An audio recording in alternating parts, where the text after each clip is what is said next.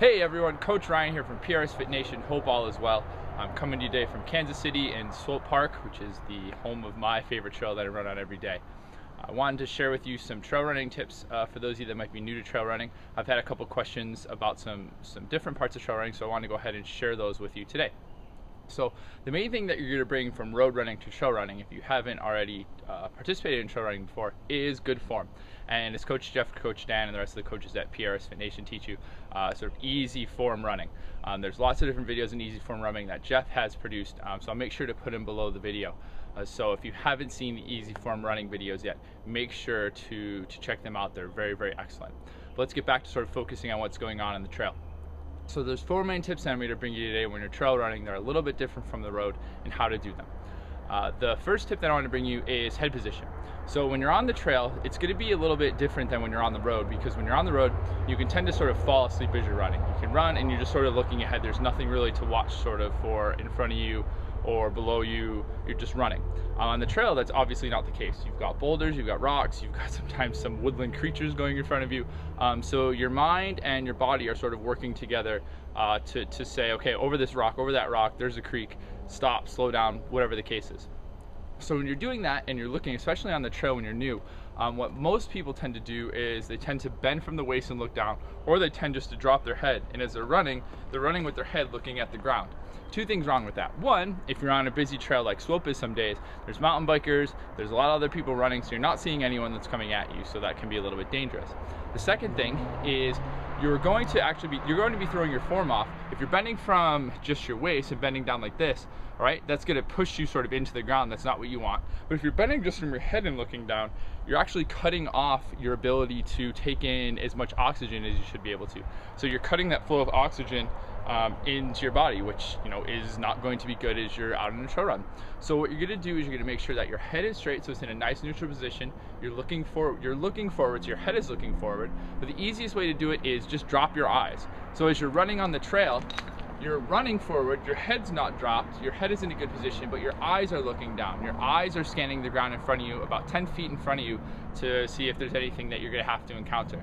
So instead of dropping your head or dropping your waist, you're dropping your eyes. And I'll go ahead and show this at the end. The second thing that you're gonna work on are your hands. So in hand position when you run, your hands are essentially down at your side. You're pulling them up like you're in attention, like if you're in the service. You're pulling them up along your seams, and that's pushing your elbows out behind you. And then when you're running, your hands are just sort of gunslinging, as Coach Jeff always calls it. They're just sort of coming out from your waist, out and back, out and back. You're not crossing your midline. You're not going out like this. You're just out and back, out and back. Now that's good on the road, but on the trail, your hands are really going to become almost like you use ski poles for when you're skiing. And that if you're coming down a downhill, your hands are going to be out to the side, and they're going to be providing you a little bit more balance instead of just having them close to your body. I'll go ahead and demonstrate that real quick. So as you're coming down the hill, your hands are going to be out to the side, and they're going to give you a little bit more balance than normal. So it's just sort of real quick, and you'll see it at the end more, but your hands are going to be out to the side, and they're providing you a little bit more balance, almost like I said, like ski poles when you're skiing. So you don't have to keep them so tucked in. You also don't want to have them out sort of like an airplane, but they're a good balance from when you're running on trails, especially when you're going on the downhills. The third thing is, when you talk about easy form running, the main thing is you're lifting from your core. You're not kicking out from your knees, and you're not doing the shuffle, and that's really important on the trail.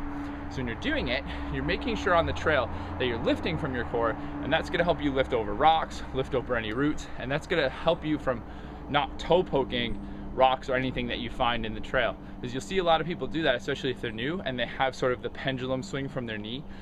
They're always hitting their toes on the fronts of rocks or on roots, or scuffing the back of their heel. So you're making sure that when you're running, you're having you're lifting from your core, and you're lifting those feet up in the air, and you're landing them with a nice mid-foot, forefoot strike that's going to help you to be able to be a more efficient trail runner.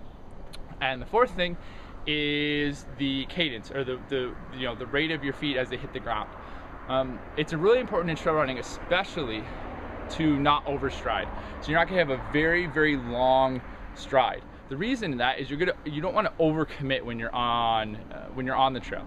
So you might be going over a section that's really technical with lots of rocks and lots of roots.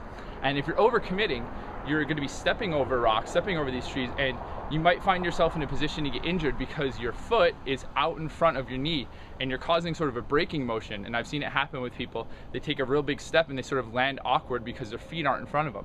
So you're making sure that your feet are underneath your body, and by taking quick strides, especially when you're going uphill, especially when you're coming downhill, you're going to be more efficient, but it's also going to be a lot safer for you.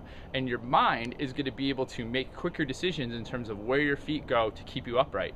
If you're making longer strides, you're going to be much less stable when you're out on the trail. So I'm going to go ahead and hop up this little hill down here and then run down to sort of show you guys. Watch as I go up, especially when you're going uphill and you're going downhill. You want to keep those strides. Quick. Keep the strides short and keep that feet moving quick, because that's going to give you a nice firm base to get up that hill. And as you're going up the hill, remember, we're sort of leaning into it from our ankles. We're not bending our waist. We're not bending our head down, and we're just going up that hill, quickly, and we're going to come down that hill quickly and in control. So I'm going to go up the hill and then come back down.